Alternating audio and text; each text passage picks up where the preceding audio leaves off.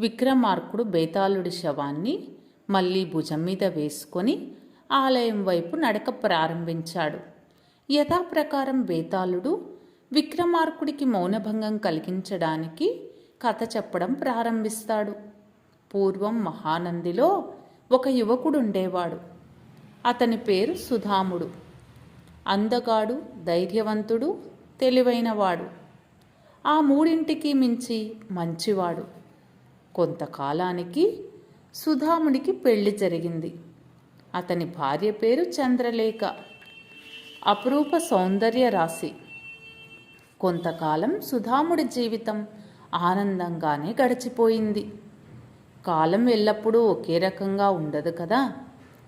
పెళ్ళైన ఏడాది తిరగకుండానే సుధాముడి భార్య హఠాత్తుగా మరణించింది. సుధాముడు పిచ్చివాడయ్యాడు.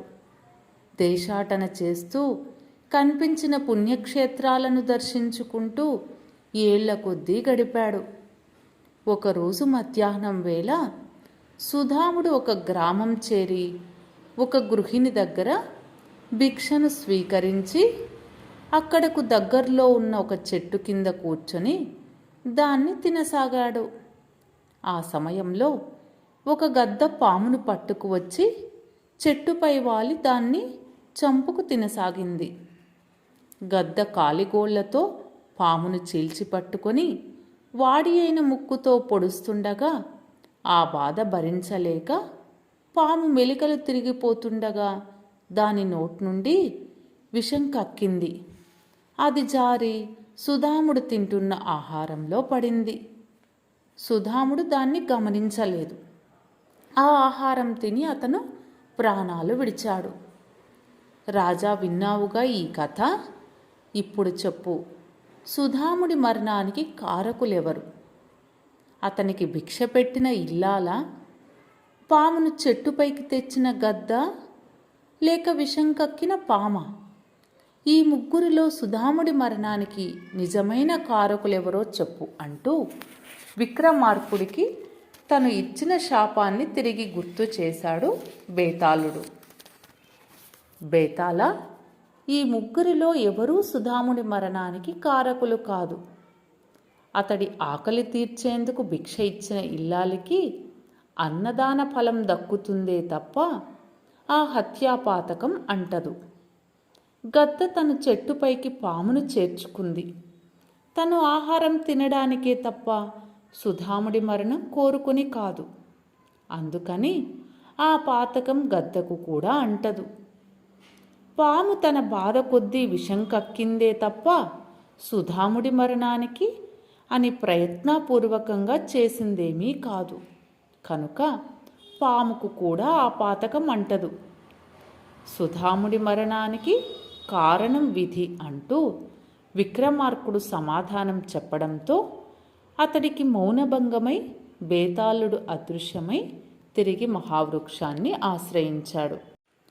మాయదారి సింహం. బేతాళుడు శవాన్ని భుజంపై వేసుకొని విక్రమార్కుడు మౌనంగా ఆలయం వైపు వెళ్తూ ఉన్నాడు. బేతాళుడు విక్రమార్కుడికి మౌనభంగం కలిగించడానికి యథాప్రకారం కథ చెప్పడం ప్రారంభించాడు. పూర్వం కాళింది రాజ్యాన్ని కనకసేన మహారాజు పరిపాలిస్తున్న కాలంలో ఒకానొక సమయంలో విపరీతమైన కరువు కాటకాలతో ప్రజలు బాధపడసాగారు. పులిమీద పుట్రల సరిహద్దులో ఉన్న గ్రామాలకు మరో ఆపద వచ్చి పడింది. సరిహద్దు గ్రామాలకు దగ్గరలో ఒక భయంకరమైన అడవి ఉంది. ఆ అడవిలో ఒక గంధర్వుడు శాపవశాత్తు భయంకరమైన సింహం రూపం ధరించి ప్రవేశించాడు. ఆనాటి నుంచి ఆ సింహం చుట్టుపక్కల గ్రామాల మీద దాడి చేసి మనుషులను, పశువులను చంపి తినిపోసాగింది. ఒకరోజు కాదు, 2 రోజులు కాదు, ప్రతిరోజు సింహం అడవి చుట్టుపక్కల ఉన్న ఏదో ఒక గ్రామం మీద దాడి చేయడం, ఏ ప్రాణి దొరికితే ఆ ప్రాణిని చంపుకు తినటం ఇదే తంతు. ఇక లాభం లేదనుకున్నారు గ్రామస్తులు. ఆ సింహాన్ని చంపడానికి ధైర్యవంతులైన యువకులు ప్రయత్నించి ప్రాణాలు కూడా పోగొట్టుకున్నారు. ఒకరోజు చుట్టుపక్కల గ్రామాల పెద్దలంతా కలిసి సింహాన్ని చంపటం అసాధ్యమని, దానితో సంధి చేసుకుని రోజుకొక గ్రామం వారు దానికి కావలసిన ఆహారాన్ని అడవికే పంపడం ఉత్తమమని నిర్ణయించారు. సింహం దగ్గరకు ప్రతాపుడనే యువకుడిని రాయబారిగా పంపారు. అతడు వెళ్ళి సింహాన్ని ఒప్పించే ప్రయత్నం చేయగా ఆ సింహం ఇలా అంది: సరే, మీరు కోరినట్లే నేను ఈ అడవి నుంచి కాలు కదపను, కానీ ప్రతిరోజు నాకు జంతు మాంసంతో పాటు నరమాంసం కూడా కావాలి అంటూ చెప్పింది. అందుకు ప్రతాపుడు అంగీకరించి వచ్చి సింహం షరతును పెద్దలందరికీ విన్నవించాడు. ఆనాటి నుండి ప్రతి గ్రామం వారు జంతు మాంసంతో పాటు ఒక గ్రామస్తుడిని కూడా వంతుల వారీగా సింహానికి ఆహారంగా పంపసాగారు. కొంతకాలం గడిచింది. హిమాలయాల్లోని మానస సరోవరం వద్ద తపస్సు చేసిన ఒక ఋషి అక్కడ నుండి బయలుదేరి కాశీ విశ్వేశ్వరుడి సన్నిధికి వెళ్తూ ఆ గ్రామాలలో ఒక గ్రామం చేరుకున్నాడు. ఆ రాత్రి ఆ గ్రామస్తులకు పురాణ కథలు చెప్పి హితోపదేశాలు చేశాడు. గ్రామస్తులంతా ఆ మహాత్ముణ్ణి అనేక విధాలుగా సేవించి తన గ్రామంలోనే ఉండిపోమ్మని కోరారు. అందుకు ఆయన తిరుగు ప్రయాణంలో వచ్చి ఆశ్రమం నిర్మించుకొని తప్పక అక్కడే ఉంటానని మాట ఇస్తాడు. మర్నాడు సాధువు కాశీకి ప్రయాణమవుతూ అడవి బాట పట్టాడు. కొంత దూరం వెళ్ళేసరికి ఒక వృద్ధుడు ఓ యువకుడిని పట్టుకొని, అయ్యో, అప్పుడే నీకు 100 ఏళ్ళు నిండాయా? వద్దు నాయనా, నీ బదులు నేను వెళ్ళి మరణిస్తాను అంటూ ఆ యువకుడిని అడ్డగిస్తూ బ్రతిమలాడుతున్నాడు. ఋషి వారి దగ్గరికి వెళ్ళి విచారించాడు. వృద్ధుడు మాయదారి సింహం గురించి చెప్పాడు. ఋషి వెంటనే ఆ వృద్ధుడితో, నాయనా, నువ్వు కూడా ఇంటికి వెళ్ళు, మీ బదులుగా సింహానికి నేను ఆహారం అవుతాను అంటూ ఆ యువకుడికి నచ్చచెప్పి వృద్ధుడి వెంట పంపి సింహం దగ్గరకు తాను వెళ్ళాడు. సింహం ఆ ఋషిని చంపి తినసాగింది. యువకుడు కొంత దూరం వృద్ధుడితో వెళ్ళి, తండ్రి, నా బదులు ఆ ఋషి సింహానికి ఆహారం కావటానికి నా మనసు అంగీకరించట్లేదు, కావున నువ్వు ఇంటికి వెళ్ళు, నేను తిరిగి వెళ్ళి ఆ మాయదారి సింహానికి ఆహారమయ్యి ఆ ఋషిని రక్షిస్తాను అంటూ తండ్రిని పంపేసి తాను తిరిగి సింహం దగ్గరకు వచ్చాడు.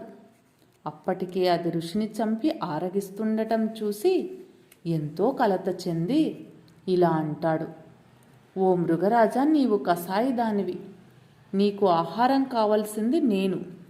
నీవు చంపిన వాని వేషధారణ చూసైనా అతడొక ఋషి అని గుర్తించలేకపోయావా? లోకంలో ధర్మాన్ని ఉద్ధరించే ఇటువంటి వారిని చంపటం నీకు పాపం అనిపించలేదా?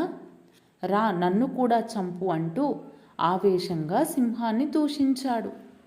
అతడి మాటలకు సింహం నవ్వి, ఈనాటికి నాకు దక్కవలసిన ఆహారం నాకు దక్కింది, ఇప్పటికిది చాలు. మరొకసారి నీ వంతు వచ్చినప్పుడు తప్పకుండా నిన్ను చంపుకు తింటాను అంటూ చెప్పింది. ఋషిని కాపాడలేకపోయానన్న బాధతో ఆ యువకుడు ఆత్మార్పణం చేసుకోగా యువకుడి ఆత్మార్పణతో గంధర్వుడికి శాప విముక్తి కలిగింది. ఆ తర్వాత గంధర్వుడు ఋషిని యువకుడిని తిరిగి బతికించి గంధర్వలోకం వెళ్ళిపోయాడు. రాజా విక్రమార్క, విన్నావుగా, ఈ కథలో నిజమైన త్యాగధనుడు ఎవరు అంటూ ప్రశ్నించాడు. బేతాళ, ఈ కథలో నిజమైన త్యాగధనుడు ఆ యువకుడే కాని ఋషి కాదు. అంత తపస్సు చేసిన వాడిలో కామ క్రోధ మద మాత్సర్యాలు నశించిపోతాయి.